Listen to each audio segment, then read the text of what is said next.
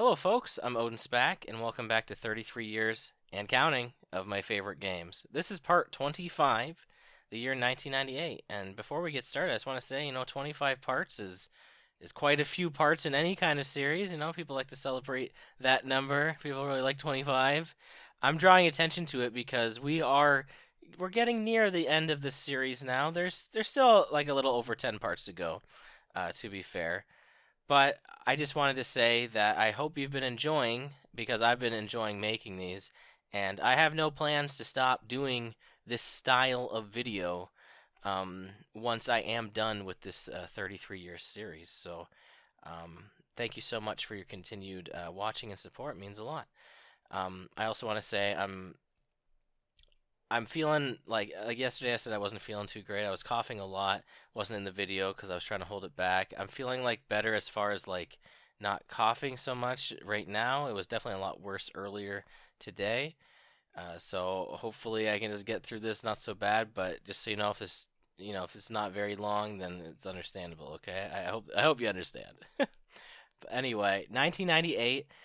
This is another one of those years where I had to take away a lot of games where I was going to be like, do I really need to bring these up? And I mean, like, there's a lot of options here that I could have kept, but the games that are left, like, this is the cream of the crop right here. There is a ton, like, a ton. There's not going to be too many games mentioned here, but all the games mentioned here are amazing games.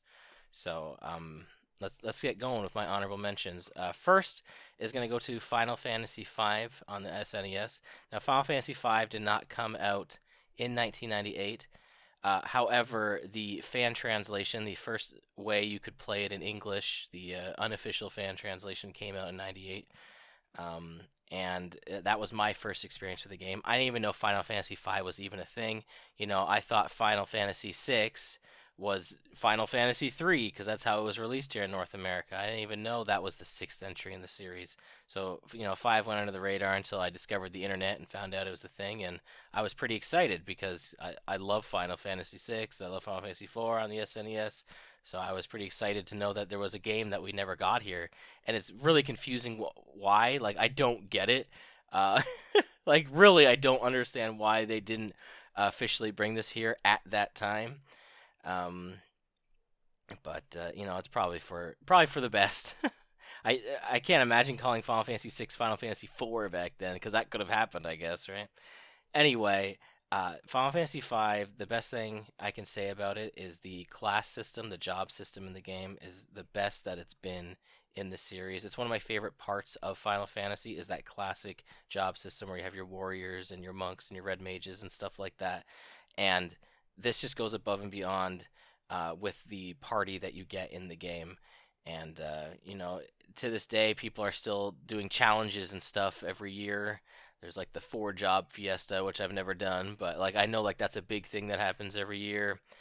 And like it people love like how customizable it is to like you can play through this game like so many different ways. Um, so it's really fun. My other honorable mention is going to go to Metal Gear Solid on the PlayStation, the original PlayStation. This one, unlike Final Fantasy V, this one here could have easily been a contender for top 3. Not to say Final Fantasy V, I guess, couldn't have been, but Metal Gear Solid for sure easily could have been a top 3 contender. It could have been a top 2 contender. Like, honestly, um, Metal Gear Solid is a franchise people love. I've actually only ever played this game in it, and there's a bunch of games in the series, but it's like not one of those games where I've only played it once and I have fond memories of it. I've played it a few times, and I do have fond memories of it. But I love the story of the game. It's one of those few games where the story like really hooked me in. Like the gameplay needs to be there for the story to be there, and the gameplay it's a very interesting game because it's billed as this like sneaking around and stealth game. And not to say that's not there, but it's not there nearly as much as you are engaged with the plot and engaged with the boss characters in the game, specifically the boss fights. The best way to put this game is like a boss fight simulator. And those are the best parts of the game, honestly, is all the different boss battles and how they interact with your characters in that, and getting the dialogue throughout them. Like, this game has some really memorable characters, and and it has some really good music too. Really gets you into it. There's a moment in the game that nowadays makes me tear up and cry. Like, I think it's like that emotional. Back then, I didn't, whatever. I'm a kid. I don't cry at video games, but now I'm like, big baby when it comes to it. So I can appreciate the emotions that are in it a lot better. So anyway, Metal Gear Solid, pretty good, pretty good. All right, let's go to my top three, starting with the bronze medal, and that's going to go to Final Fantasy Tactics on the PlayStation. Uh, Everything I said about Final Fantasy V, but in a tactics game, because this game has a class system very similar to Final Fantasy V, except you have an army of units, and you get to mess around with them a lot more than that game. Now, this is a different, to be fair, like, this is like a spin off title. Tactics is like its own spin off franchise. Um, but it like takes like the job system that pretty much existed in 5 and just like goes super into it. I love how like overpowered you can make your characters, but at the same time it's a lot of fun to do that. um, I remember just spending hours grinding up my characters and learning new abilities, and there's like so much, there's so many abilities in the game, like a stupid amount of classes in the game. If you have to spend time to get any one character amazing, and then on top of that, there's all these like bonus characters that join you that have like exclusive skills to them. Um, that like I wish your like vanilla units could use, but they don't. You got to use these like special characters, and there's like so many of those.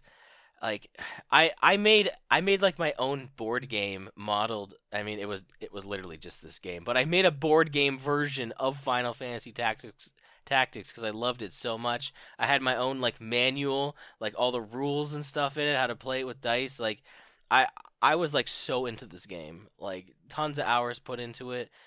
Um, and what's crazy is I haven't played it in a really long time.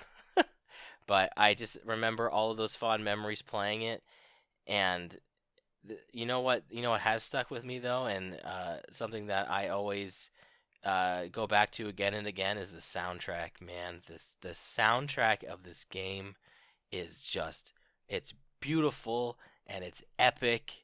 Like, it's so good. One of the best soundtracks ever. Um, and it's not just like in a spin-off Final Fantasy title or something like that, just in a Final Fantasy title or even just in a game.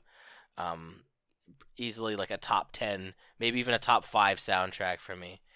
Just so many amazing battle themes. Um, One of them that's like really crazy, I think it's just called the Decisive Battle, and or which is like a common title honestly in a lot of Final Fantasy games. But it is like a crazy epic song, and like there, if you're playing Dungeons and Dragons and you need some sweet music to play for your players, just boot up the Final Fantasy Tactics soundtrack and find all the battle songs, and you're set. Perfect music for any battle. It'll make it a million times better. I promise you. So anyway, that's like my biggest takeaway from Tactics. Besides it being just like a really awesome game too, the music's just so good. My silver medal choice. This was so difficult to choose between silver and gold here. I gotta be honest.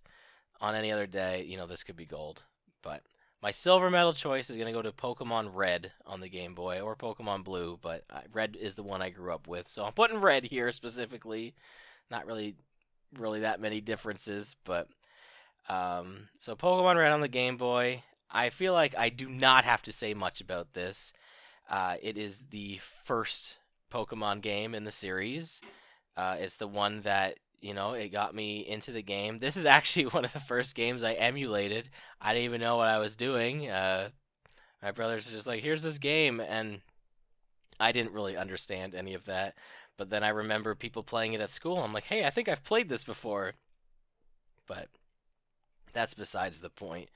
I put a lot of time into this game, had very terrible level distribution, Had a level 100 Charizard. The only time I've ever gotten a Pokemon at level 100. Don't know why I made it Charizard. Not my favorite Pokemon. Um, Probably because eventually Stadium would come out, and then I understood that you needed to get Pokemon at certain levels for that. So my favorites, I ended up trying to like make them work for that instead. But man, it was a lot of fun playing Pokemon Red and Blue. Just that people always say like Gen Oneers they don't want to see anything past the original game, but it's hard. Like like I get more Pokemon games came out, and I've clearly have already said I like other games in the series. You've heard me talk about it, but there's just there's just magic about the first game, and maybe it is just because it's the first game, but it was so much more than that.